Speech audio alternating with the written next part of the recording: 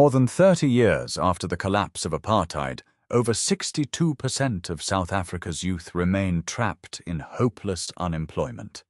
Millions in impoverished townships still draw contaminated water alongside animals and retreat into darkness whenever power grids collapse. Then came an emotional, razor-sharp address in Parliament that left an entire country in tears as Julius Malema exposed a heartbreaking reality: political liberation had been granted, but economic freedom was utterly betrayed. If a nation has the vote but not the voice, is it truly a democracy?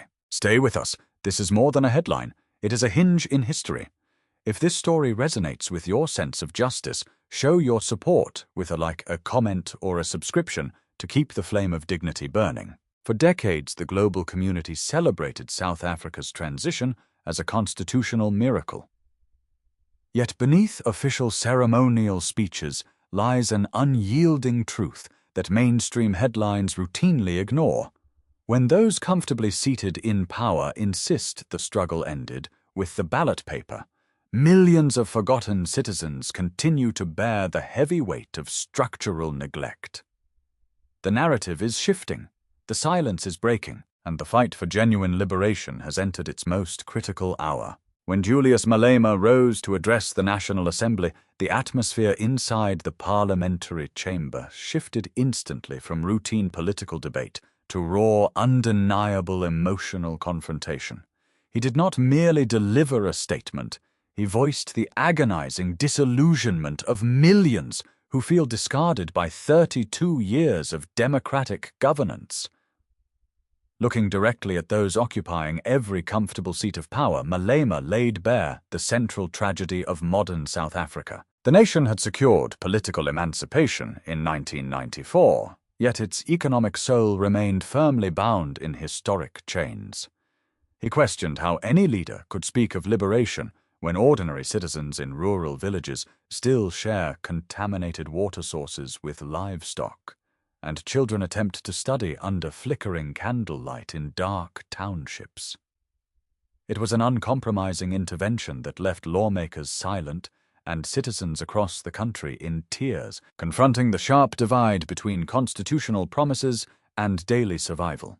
To understand why this message strikes such a deep chord across the African continent and its diaspora, one must look closely at how historical memory is weaponized by political elites. For 3 decades, the ruling African National Congress has invoked the sacred name of Nelson Mandela to pacify public outrage and justify persistent inequality. Yet Malema reminded the Assembly of a vital historical truth that establishment figures actively seek to sanitize. When Mandela stepped down, he did not declare the journey complete. He declared a luta continua, the struggle continues. Mandela was not referring to abstract political ideals or symbolic reconciliation. He was referring to the unfinished battle for land, the transformation of commercial banks, the national wealth locked within deep mineral mines, and the genuine ownership of the means of production. By invoking Mandela's true intent, Malema stripped away the comfortable mythology surrounding the post-apartheid settlement, insisting that using Madiba's memory to lull the impoverished into quiet acceptance is an unpardonable betrayal of liberation principles. The structural evidence supporting this indictment is as overwhelming as it is damning. Economic reports consistently confirm that South Africa stands as the most unequal society on the planet.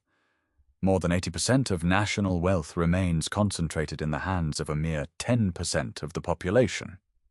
Furthermore, despite decades of promises regarding land reform, over 70% of private agricultural land remains controlled by a privileged minority, leaving the vast majority of black South Africans landless in the soil of their birth.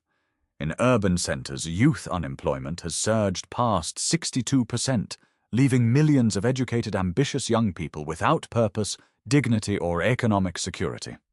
What does political freedom mean when young graduates walk streets plunged into rolling blackouts, fearing crime in the dark? What does democracy signify if economic power remains rigidly monopolized by institutions that ordinary citizens can neither access nor influence? This is not simply a debate over public policy or fiscal management.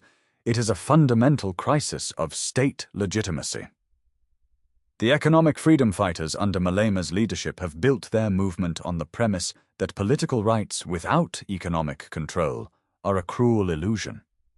By challenging the ruling establishment on land expropriation without compensation and the nationalization of strategic financial sectors, Malema has forced the political class to confront their own broken pledges. The comfort of the parliamentary podium can no longer mask the growing anger of the streets. Those who sit in the high offices of Pretoria must come to terms with an inescapable reality.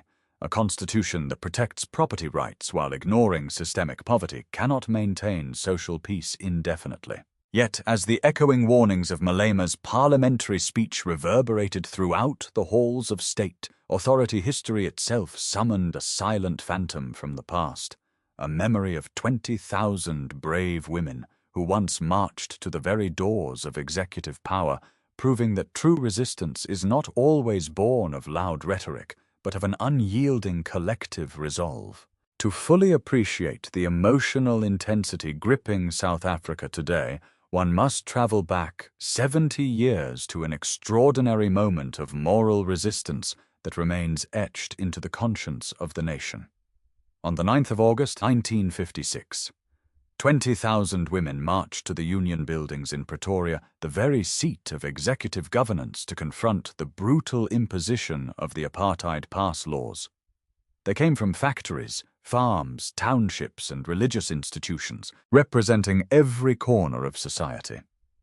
Yet upon reaching the amphitheatre, they did not scream, chant slogans, or incite violence. Instead, for 30 full minutes, 20,000 women stood in absolute, motionless silence. It was not a silence born of submission or fear, but a silence of immense courage, gathering its strength a quiet so profound that it shattered the arrogance of an oppressive regime armed to the teeth. In that frozen half-hour lay the unbearable pain of mothers whose families had been torn apart, the quiet indignity of pass laws, and the fierce hope of a generation demanding that their children grow up free. When those 30 minutes finally concluded, their unified voices rang out across the grounds, delivering a phrase that would forever define South African resilience: "Wathint abafazi wathint imbokado," you strike a woman, you strike a rock, and you will be crushed. They made it undeniably clear that no nation can claim true liberation while its women remain oppressed and silenced. This legacy of resistance did not emerge overnight. It inherited the unyielding spirit of Charlotte Maxek, who led women against pass laws in Bloemfontein as early as 1913, and the foundational strength of the Federation of South African Women formed in 1954. Their struggle challenged not merely racial segregation, but gender discrimination and economic subjugation, establishing a timeless benchmark for moral authority and selfless leadership. Before we reveal the next chapter, which exposes how that historic sacrifice is being fundamentally undermined today, I want to pause and speak directly to you. If this channel has moved you, if these stories are touching something deep in your spirit, then consider becoming a member of South African Dynamics. Not for exclusive perks or superficial rewards, but because supporting this channel directly funds independent, high-level political analysis that mainstream media routinely refuses to tell. Every membership is a direct vote for South African Dynamics' mission, keeping the flame of truth alive. Join us today and stand firmly with the principle that African dignity must be documented and defended. Now contrast that sacred memory of 1956 with the devastating realities of the present era. To witness the national wealth of a resource-rich land drained by institutional corruption while ordinary citizens starve represents a profound betrayal of those brave women. Julius Malema's tearful address in Parliament captured precisely this moral rupture, where 30 minutes of quiet dignity once forced an authoritarian state to tremble. Today's political leadership offers hollow promises, masked by rampant patronage and self-aggrandizement. The ideals for which blood was shed and youth was sacrificed are being wrecked by the insatiable greed of a privileged few. It sears the heart of every elder who remembers 1956 to see mothers in rural provinces still searching for clean drinking water and young girls studying under candlelight, terrified of walking dark township streets due to continuous power grid failures. The demand echoing from township streets to parliamentary benches is no longer for polite political compromise or superficial pledges. This is not reform. This is not rhetoric. This is accountability. The country stands at an unmistakable crossroads where the sharp historical contrast between silence versus voice defines the current struggle for national identity. The silent discipline of 1956 has transformed into the demanding voice of a new generation, refusing to be pacified by political theatre. Veterans who stood on those historic amphitheatre steps now watch in grief as official banquets are hosted while youth unemployment hovers above 62%. They challenge today's leaders to look directly into the eyes of resilient mothers, cleanse their hands of corruption, and match the bravery of 1956 with bold, honest, and unyielding stewardship. Yet as the moral authority of the past confronts the rampant corruption of the present, the collapse of state protection has unleashed a far darker, more immediate nightmare across the country's highways and provincial roads, a terrifying wave of violent crime, armed ambushes, and organized kidnappings that threatens to dismantle the very possibility of daily survival. The profound tragedy of the current South Africa crisis extends far beyond the marble corridors of parliamentary debate. It bleeds directly into the daily existence of ordinary citizens. When the state abandons its primary duty to protect its people, the vacuum is swiftly filled by ruthless syndicates transforming a nation of immense potential into a landscape of constant vulnerability. The soaring rates of South Africa crime are not merely statistical anomalies discussed in government reports. They are the direct, devastating consequence of systemic political corruption and a deeply compromised law enforcement apparatus. For the millions traversing the country's provincial highways, the promise of constitutional freedom has been entirely overshadowed by the very real terror of armed ambushes, making basic mobility a terrifying gamble with death. Consider the harrowing ordeal that unfolded recently along a major eastern transport route, a chilling testament to the complete collapse of domestic security. A commercial passenger bus carrying ordinary families seeking better opportunities was suddenly intercepted by a red wagon. Before the driver could maneuver away to safety, armed men poured from the surrounding bush. The syndicate leader, wielding an AK-47 assault rifle and firing indiscriminately into the air, orchestrated a brutal and calculated abduction.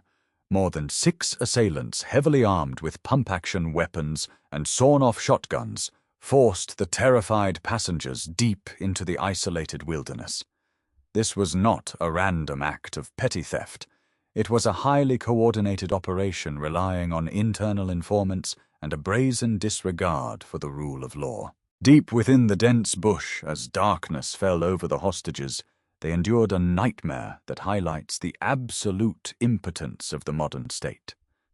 The kidnappers coldly calculated human life, issuing escalating ransom demands 20 million rand for the lives of children, rising steeply to 50 million, 70 million, and an unfathomable 100 million rand for others. As the victims suffered brutal physical beatings, they could hear the faint, echoing wail of police sirens on the distant highway. Yet those sirens merely went up and down the road, completely failing to locate the hostage camp. The authorities were entirely outmaneuvered by criminals who operated with terrifying impunity, exposing a law enforcement system that is severely under-resourced, deeply demoralized, and fundamentally incapable of safeguarding its people. Pause for a moment and share with us in the comments where you are watching this video from. Tell us the name of your city, your land, or your country. South African Dynamics would like to express our deepest gratitude to everyone, sending you a heartfelt wish. May freedom, strength, and dignity walk beside you wherever you are. Your voice helps us build a global bridge of solidarity. When citizens are left utterly defenseless against such predatory violence, the political discourse takes on an entirely new level of urgency. This environment of pervasive fear explains precisely why the recent Julius Malema speech struck such a visceral, undeniable chord across the nation. His tearful condemnation was not merely an academic critique of macroeconomic policy, it was a desperate alarm bell warning of a failing state. When a government cannot secure its own highways, when criminals dictate the terms of survival, and when the wealth of the nation is stolen by those entrusted with power, the social contract is irreparably shattered. The ruling elite's failure to deliver economic justice has directly birthed this underworld economy of violence. The daily reality of extortion, kidnappings, and systemic neglect leaves the populace suspended in a state of perpetual anxiety and simmering rage. The dignity that was fought for in 1956 is being systematically stripped away not by foreign oppressors, but by domestic institutional failures. Yet the repercussions of this domestic collapse do not stop at the nation's borders. The international community is watching closely as the foundation of the continent's most industrialized economy begins to fracture. With violent crime surging and the domestic economy unraveling, this internal crisis is rapidly reshaping South Africa's diplomatic standing on the global stage. But how is the international community, particularly the West, preparing to intervene in a nation that seems to be fighting a war against itself? The escalating internal crisis within South Africa does not unfold in geopolitical isolation.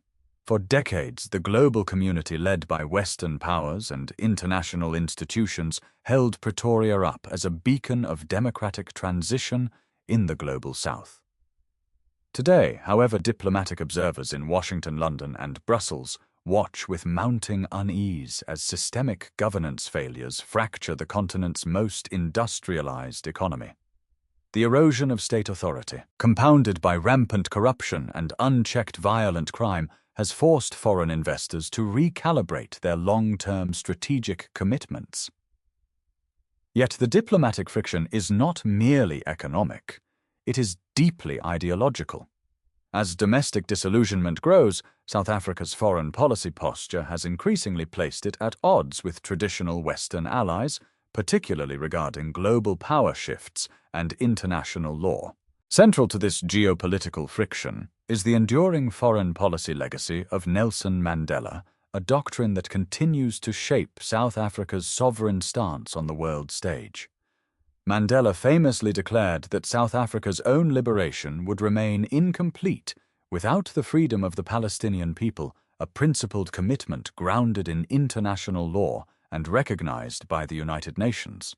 By actively taking a formidable stance against international injustices and championing the cause of the oppressed globally, Pretoria has sought to project moral authority abroad, even as its domestic foundation falters. This dual reality presents a stark paradox, a nation capable of articulating profound legal arguments on human rights before the International Court of Justice, yet struggling to guarantee basic security and clean drinking water for its own citizens in rural townships. This contradiction has not escaped international scrutiny. Regional bodies like the African Union and global powers watch closely as the internal political landscape shifts.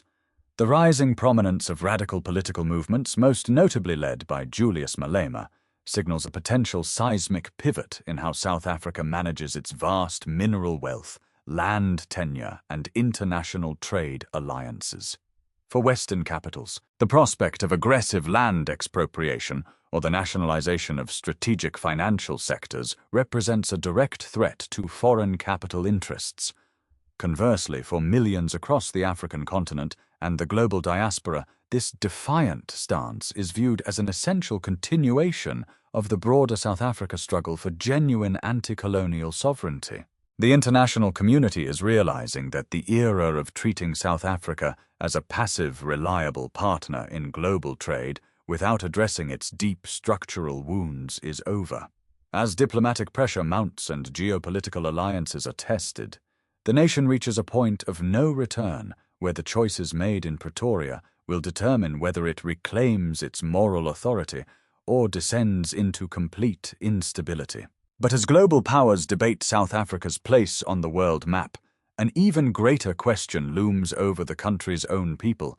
What concrete road lies ahead to restore national dignity and reclaim economic sovereignty before time runs out? Navigating the turbulent horizon of South African politics requires stripping away superficial electoral promises and confronting the hard mechanics of structural transformation.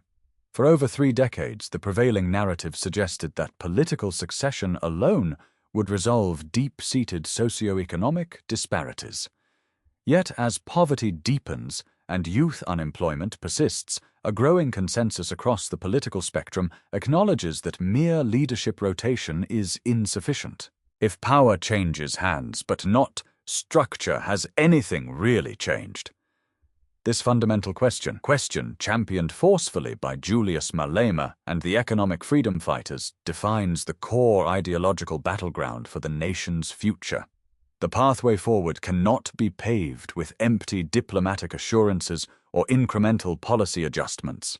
It demands an unyielding commitment to breaking the economic chain that continues to bind millions to generational poverty. Reclaiming national dignity requires a comprehensive roadmap centered on genuine economic sovereignty, radical land redistribution, and the structural overhaul of financial institutions.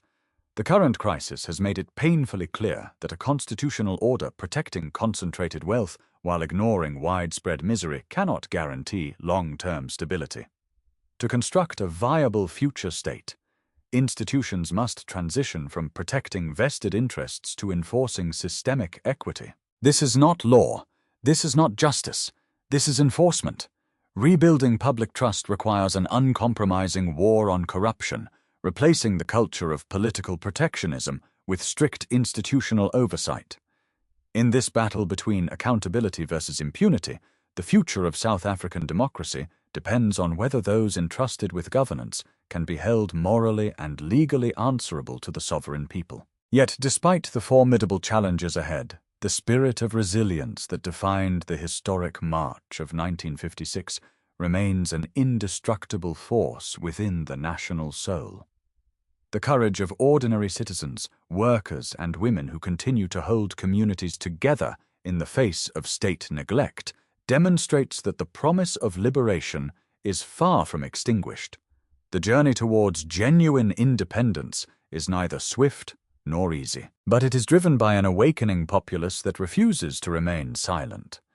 The fire ignited 70 years ago continues to burn in the hearts of a new generation determined to finish the long march towards complete economic emancipation. As South Africa stands on the precipice of a monumental historic shift, the world watches to see if this resilient nation will finally break free from its lingering shadows, or if the ultimate reckoning over its unfulfilled promise is about to unfold. The emotional power of the recent Julius Malema speech serves as a stark reminder that true liberation can never be measured solely by political ballots or constitutional promises. What began decades ago as a battle against institutionalized segregation has evolved into an urgent, inescapable demand for economic justice, land ownership, and restored national dignity. The tearful indictment delivered inside Parliament was not a message of defeat, but a clarion call to hold those in power answerable to the millions still trapped in systemic neglect. It laid bare the painful truth that until national wealth is equitably shared and basic human security is guaranteed, the promises of 1994 remain deeply unfulfilled, making this Julius Malema speech a historic turning point in the nation's political consciousness. South Africa stands at an unprecedented crossroads, where the sacred memory of 1956 collides directly with the urgent realities of the present day. The 30 minutes of quiet discipline held by 20,000 courageous women at the Union buildings proved that dignity and solidarity are far more powerful than any oppressive state apparatus. Today, as a new generation confronts soaring youth unemployment, continuous power failures, and the terrifying threat of violent crime, that same spirit of unyielding courage must guide the way forward. This is not merely an internal debate over public policy. It represents a pivotal chapter in the ongoing South Africa struggle for genuine independence. Before we close, let us pause. What you have witnessed today is not simply a political analysis, it is a testament to the enduring human spirit, demanding justice and dignity. If this message has moved you, subscribe to South African Dynamics. By subscribing, you are not merely supporting a channel, you are choosing to walk with us into the unfolding story of a continent claiming its future. Do not let this moment pass into silence. Stand ready for the chapters ahead. If a nation possesses the vote, but its people are still denied their heritage, how long can peace endure before justice demands its due? The ultimate destiny of South Africa remains in the hands of those who refuse to surrender hope.